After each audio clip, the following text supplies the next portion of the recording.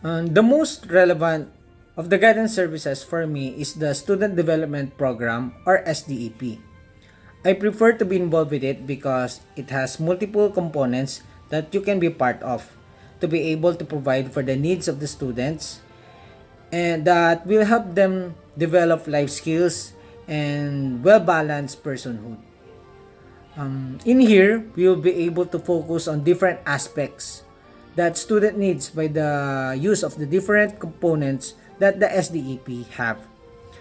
There is this one component of the SDEP that I prefer to be involved in, and I know that it is the most relevant issue for some students who are new to a university, and this issue is applicable wherever you are, wherever university you may be, because there are some students who are finding it difficult for them to adjust in a new environment. Um, this component of the SDP that I'm talking about is the academic and school adjustment program. It focuses on the needs of the new students in the university as they open a new chapter of their lives in college. This program helps students to adjust to a new school environment, a new teacher, their new classmates, and adapt to the new class rules and procedures that the university requires. Being able to help these students to these issues will help them realize that they belong to the university, and this will help them motivate to excel in their studies.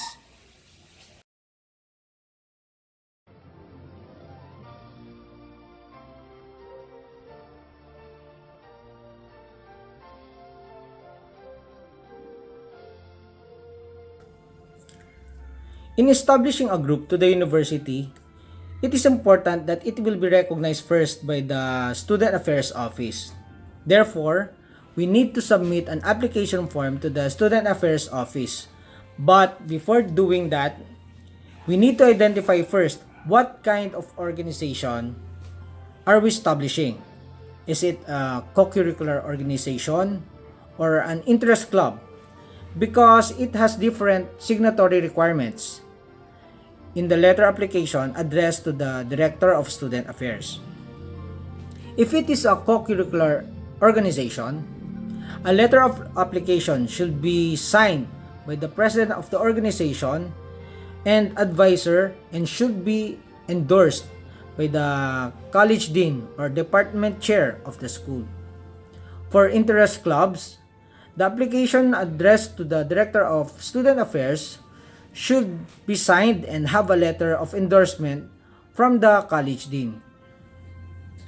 After having a letter of application, a copy of the constitution and bylaws of the organization should be produced, and it should be in accordance with the vision mission of the university and the 2016 Student Constitution of National University. The next requirement to be provided is the updated roster of officers or founders of the organization. The vital information to be provided are the positions being held, course and year section of the student member, their contact numbers, and contact details of persons to be contact during emergencies, and name of faculty advisor or his or her academic rank and his or her college department. All list of proposed projects or activities for the upcoming school year with the corresponding timetable should be provided, and others that may be required by the Student Affairs Office. Upon submission to the Student Affairs Office, an accreditation board for student organization will convene and will interview the president and two other officers of the organization. The accreditation board shall be the sole body that will decide on all matters of a new student organization.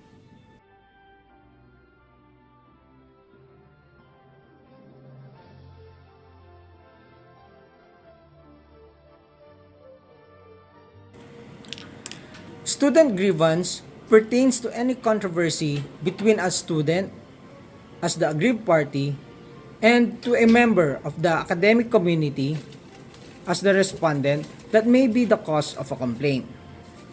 A grievance is recognized as either informal or formal. Grievances made orally is considered informal and will be settled informally. Only when a grievance is set into writing and duly signed does it become a formal complaint and will follow a set of procedures.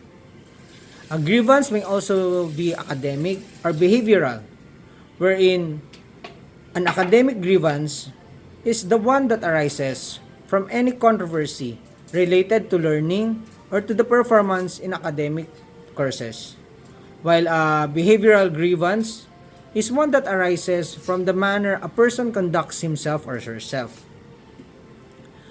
Academic grievance, whether formal or informal complaint, should be reported to their program chairs, or if the case is against the program chairs, the chair should be reported to their college deans. As much as possible, cases on members of the academic college community should be settled by the college dean. If the complainant is not satisfied with the decision of the college dean, then he can then they can elevate the complaint to the student grievance board for investigation. The process for filing and settling a complaint by level is as follows. The student files a written complaint to be submitted to the direct supervisor of the subject complaint. Then, the director supervisor conducts one-to-one conference with the student, faculty, staff respondent, for the purpose of which is to settle the matter amicably. If the faculty advisor fails to resolve the case, he or she refers it to the department chair or dean. The department chair or dean then creates an ad hoc or a committee formed for a specific purpose to deliberate and resolve the conflict. If this decision on the case by the department chair or college dean is not satisfactory to the student complainant, he or she may elevate the case to the grievance student board, chaired by the director of student affairs. Then, the director of the student affairs convenes the student grievance board, in which then hears the case until the conflict is resolved. Then to the procedural requirements guidelines during hearing or deliberation, the director of student affairs acts as the chair and presiding officer during the hearing. He shall start the proceeding by reading first the complaint and replies filed before the board. Once a decision is made by the board, copies of the decision are furnished to all parties concerned. In case the complainant is not satisfied with the board's decision, he or she may move for a reconsideration of the case with the board within 8 hours after the receipt of the decision. If complainant fails to file an appeal for reconsideration within 48 hours after receipt thereof, the decision become final and executory.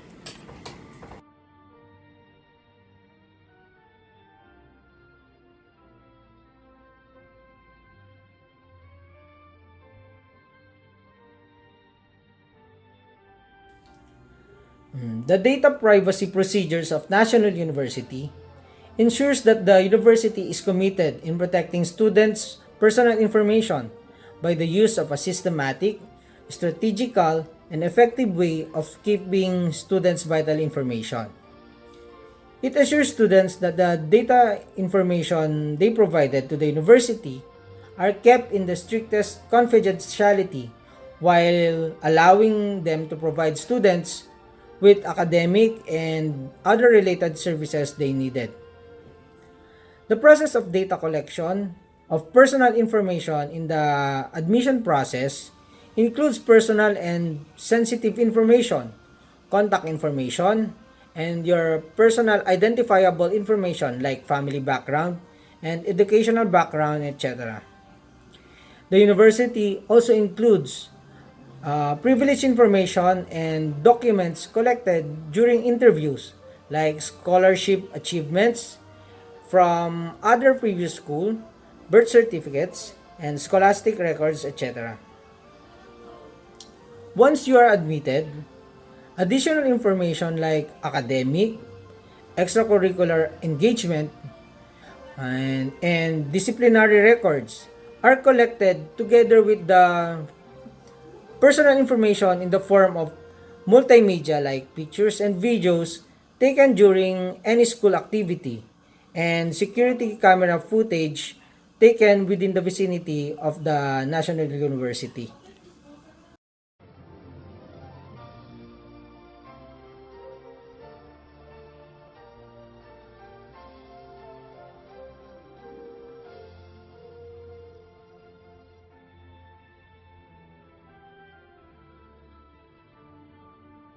The need for a guidance and counseling even in an online class setup is vital. The need for students' academic, social, emotional, and personal development is an essential need, especially now that we are facing a global pandemic. Since a lot has changed abruptly because of the widespread of the coronavirus, face-to-face classes was transformed into online classes that posed challenges to these students. And due to the guidelines set by the IITF, students were isolated in their homes and led to mental health problems. And here is where the work of guidance and counselors needed most, because such conditions will worsen every day if no one will convene and guide those students in need of attention. That is why online guidance provided by the educational counselors may help students to adapt and adjust to the different situations, especially to those students experiencing personal difficulties.